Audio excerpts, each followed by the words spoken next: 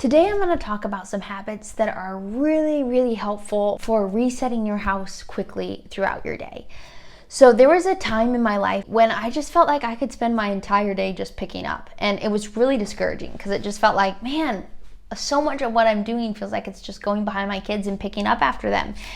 And I changed a couple of things, and I'm going to share those in this video because it has been so time freeing for me, and I spend so much less time cleaning up after my kids because of these things. So I'm going to be sharing these habits with you for ways to reset your home really quickly throughout your day.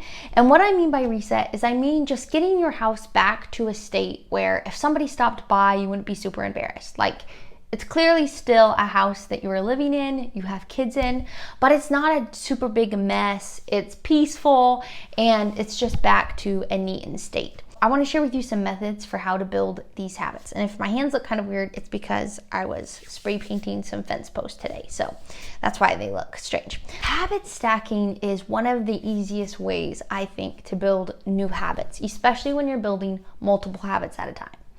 Throughout every single person's day, you have what I'm going to call anchors. And anchors are just things that you do every single day, really no matter what. So getting out of bed is an anchor. Going to bed is an anchor. Eating 3 meals a day is an anchor. And so an easy way to build new habits is to attach the habits you want to start getting into the routine of doing every day to those anchors. And so you're using getting out of bed as your reminder. Oh yeah, that's right. I go straight into the bathroom as soon as I get out of bed and I wipe down the counters. Or, oh yeah, that's right. I wanted to start reading more books with my kids. And so now during breakfast every day, that's my time I read to them. And so you're attaching these things you want to build onto something that is always consistent, always going to be there, and works great as a reminder. So that's how I do a lot of these things I'm going to be talking about today that are habits I have in place that keep my house straightened. So I'm going to kind of walk you through the habits I have in place. I do these probably 5 to 6 days of the week at least. I do these things really consistently. So like I mentioned in my morning routine, the first thing I do when I get out of bed is I clean up the bathroom, wipe down the counters. If my husband is gone at work, then I'll make the bed and pick up our room really quickly, and then I'll go and unload the dishwasher. And so first thing when I'm starting out my day, I'm already starting to kind of straighten up those little areas throughout my house that I didn't really focus on getting perfectly clean the night before. And so we're starting out the day with some cleaned up areas in our house. The next thing that I do is after my morning routine, when the girls get up, they are responsible to clean their room up and make their bed. And so they're starting their day as well with a cleaned up room and with building that habit of making their bed, which is really important to me. Then right after breakfast, the next thing that I do, so I kind of just build these habits into my day. While my 6-year-old is doing her math, she sits at the dining room table, and as you can see, our home is fairly small. And so I am in the kitchen and I try and do all the dishes and put in a load of laundry and then fold a basket of laundry while she's doing her math. And the reason why I do that is because I'm really close by. Whenever she needs help, I'm constantly walking over and seeing how it's going, seeing if she's needing any assistance, but I'm still getting things done. Another thing we did for a long time when I felt like she was kind of dawdling in her school is that we would race each other. So I'd be like, let's see if I can get this part of the kitchen cleaned up by the time you can get this row of math done. And it really helped remedy that dawdling, where she does not dawdle anymore and she keeps herself very self-motivated, which is so nice. So during that time every day, I have that set aside time that I'm cleaning up the kitchen, that I'm doing the dishes. And my plan, once I have all 4 of my kids in school, right now I'm just schooling the first 2 oldest, is that we are just going to do a 15-minute tidy before we start school. And that way I'll be able to, be helping one of the younger kids the whole time during school, rather than cleaning up and being able to do other things as well. When my daughter's about 10 minutes from finishing up her school, I will go around really quick and tidy up the house, the living room usually, which is where the other kids have been playing during this time. And so as soon as she's done with school, we pretty much all go outside. And this is a really helpful little tip for you. As long as the weather is reasonably nice, we spend from school until right at lunchtime usually, or we'll even eat lunch outside. And the reason for that is when you are inside with your kids all day long, then of course you're going to be cleaning up all day long, because your kids, if they're anything like mine, like they're busy. They want to keep themselves busy. They want to be doing something. They don't want to just sit around and be bored. And so they're making messes. And so I found that just getting outside and letting them run around and be crazy outside. I have a garden. I'll do landscaping stuff. I'll mow the yard. I'll weed whack, all those type of things. It's so nice because I'm out there with my kids. They're able to enjoy being out in the sunshine or the rain, but I still feel like I'm getting things done, but I'm right there. We do tons of this stuff together, or they can run off and play on their own. But it's so nice because I still feel like I'm being productive. I'm with them, which is awesome. I'll stop and play with them sometimes, visit with them, have them help me. Today they were helping me pick tomatoes.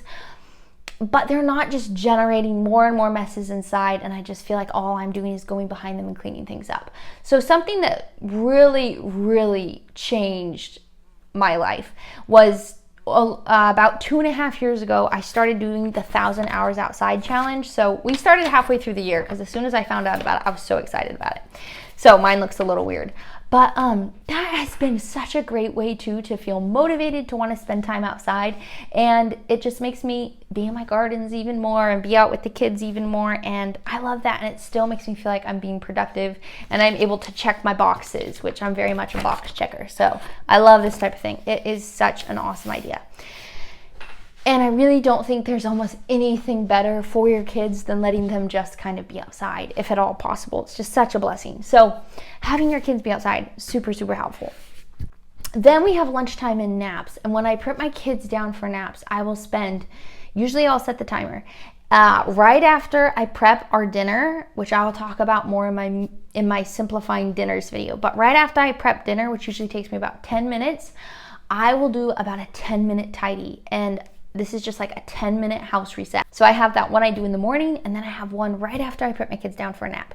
And I'm really intentional to have a very set amount of time that I'm making myself pick up during this time of the day, because my time that my kids are sleeping or down for quiet times is not a time I want to be spending a lot of my energy doing things I can do when my kids are up. And so this is just me running around as fast as I can, putting the lunch dishes in the dishwasher, picking up the clutter, and then I move on to whatever more focused thing I'm going to be doing during my kids' nap time, as well as my reading lesson that I do with my oldest daughter. So having that set amount of time though is really helpful, because it makes it so that I'm not spending the whole time my kids are napping doing things I could do when they're awake, which is cleaning. I'm just getting the house nice enough that I'm not embarrassed if someone stops by, and I'm not distracted by all these things I feel like I should be doing when I really want to be able to really focus and accomplish whatever it is I need to accomplish. So having a set amount of time is really helpful, especially because I found that I was spending all of this limited amount of time that I had where I was really able to focus and do things that require a lot more attention.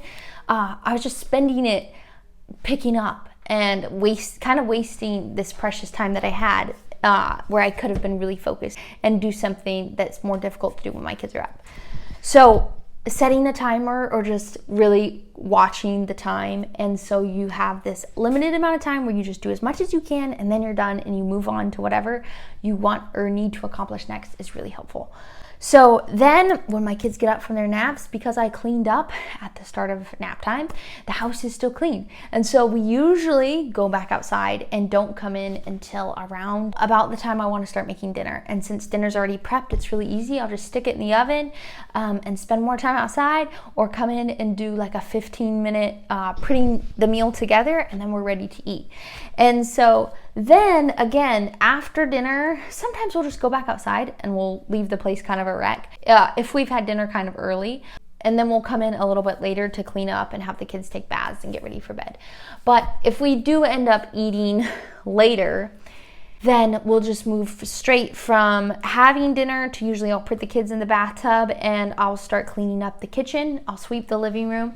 And then this is kind of the last reset of the day. So I have 3 of these that I do consistently throughout my day. And the last one is the most thorough probably, because I want to have my house all reset for the next day and just have it where when I wake up, it's such a gift to give yourself a clean house.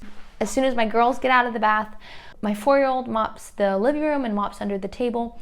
My 6-year-old sweeps under the table, sweeps the kitchen, and finishes mopping the kitchen once my 4-year-old is done mopping under the table. And so those are their evening chores. And so that takes a total of about probably 20 minutes. And their chores take them maybe 10 minutes. And then from there, usually we'll read or do whatever we're going to do in the evening with them. And then once the kids are in bed is when I'll just finish things up. And I'll spend, it really depends, but I have been getting all done with all of this by 8:30 for sure, sometimes 9. And the house is super clean. We read books to the kids. They took baths. They did their chores. Like, it just feels like such a good day. And so in total, it takes me anywhere, depending on how detailed I want to be, from half an hour to get the house reset to about an hour in the evening. And so I love this, and I just focus mainly on the main areas in the house in the evening, and then in the morning, that's when I kind of pick up those, the bathroom and our room and the less main areas of our house. And then right before we put the girls to bed, I will usually have them pick up their room, so when they get up in the morning, it's not so messy for them to be able to straighten. And then the last thing that I do is on Saturdays, it is my focused house cleaning day. And so for an hour in the mornings when we would usually be doing school on the other days of the week, Saturday, my 4-year-old and 6-year-old specifically help me clean the house. So my 6-year-old has a specific chore routine she does every week. She's so good at it. She doesn't complain. She just knocks it out super quickly. And then my 4-year-old comes around and helps me. And this is a time when I focus on deeper cleaning. So like wiping down the sofa, wiping off the windowsills, wiping down the kitchen cabinets. We do a deeper clean on the tile floor, clean the bathrooms, that type of stuff. And so usually I will do that for an hour to 2 hours on Saturday. And that's the majority of the focus, really deep cleaning that I do in my home. And then any other more deep cleaning that I do throughout my week is just done during times when my kids are typically with me and they're helping me, or they're playing and they're entertained, just playing with toys or whatever. But I think it's really helpful to have a set day of the week or have a set time when, as you're going around your house and noticing like, oh, that trim is so dirty right there, you can just be like, but I'm gonna get to it on Saturday. And so you're not just spending your whole day tackling all these things every single day and never feeling like you're accomplishing anything else, or like you're just being able to be present with your family and not be cleaning. So that's really helpful, having an exact day, an exact time. And as you see things accumulate throughout the week, if you don't have time to accomplish it then, just being like, oh, I'll get to that on Saturday, because I've set aside intentional time on Saturday for my home. So that's kind of helpful. The last thing that I wanted to talk about is toy systems that are really helpful, because we don't usually have a lot of problems with just having toys everywhere in our house. And I'm so thankful for this. And the reason for that is because I have been pretty intentional with separating my toys. So we don't have just one room that has all the toys in it, and the kids are just free to get any of them down at any time and just dump them into piles together. What I do is I have the toys with the smallest pieces go highest up on a shelf. And so we have toys that are small enough of pieces that they're really hard to clean up, that I'm the one who gets to decide when those toys get down. And so the kids have to come and ask me.